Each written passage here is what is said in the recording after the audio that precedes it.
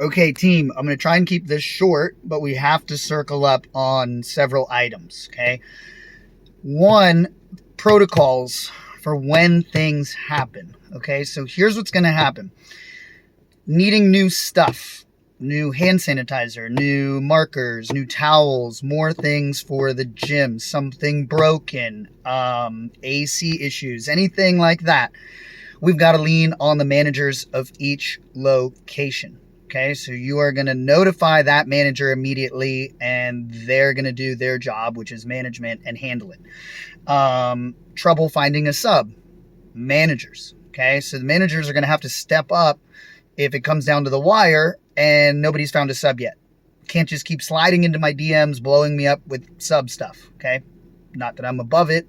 I've just subbed enough. I'm working on other stuff. Okay, if there is a fight, if there is a serious issue like COVID, there is sexual harassment, you're going to notify me and the head trainer immediately, okay? If it's something grave, an injury.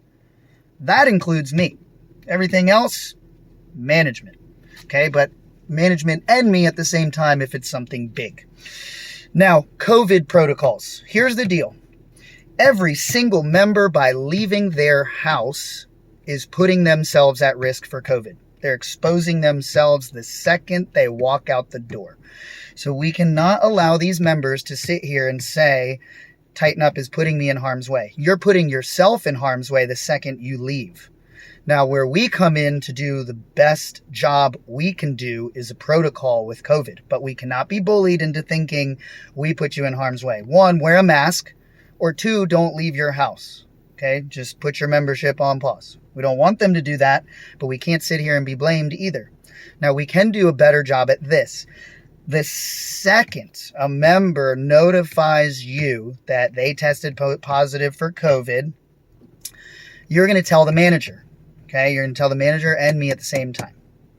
Then here's what's going to happen. The manager is going to email every single person that was in contact with the positive member as scripted email. We're not going to list the person's name. That is a violation of privacy.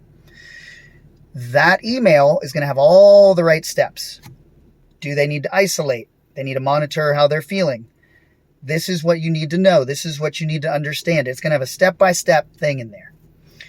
We're also going to tell, the manager is going to tell the positive COVID member to have some integrity and reach out to everyone they were in contact with. Then it's on them to name themselves. And we're hoping that they do things right and they name themselves and tell the members. So it's going to come in the form of an email that is scripted with the proper steps and all the right facts. Now, here are more facts. We need to learn the difference, it's all on the CDC and WHO websites, between ventilated space and non-ventilated space. Ventilated space means there's airflow, there's air movement. We have fans on, AC on. That is a known deterrent for the virus. So I don't want people to sit there and think because the fans are on, it's spreading everywhere. False. A stagnant, airless, moving room is worse for COVID spread. Okay? We've got to keep spraying everything down. We've got to keep hand sanitizing, encouraging members to wash their hands.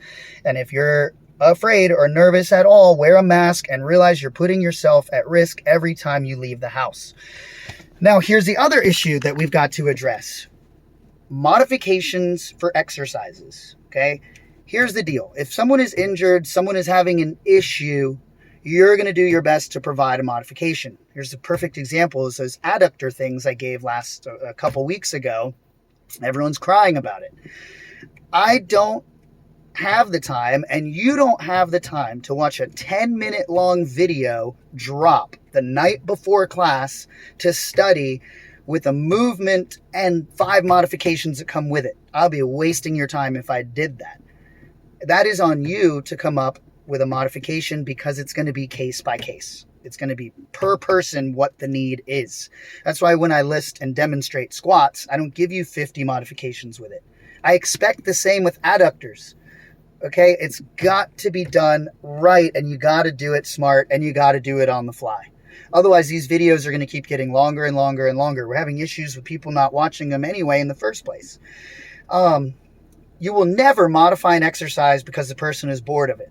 You'll never modify an exercise because the person doesn't want to do it. I don't want to work lower abs today. I'd rather do obliques. You're never going to do that.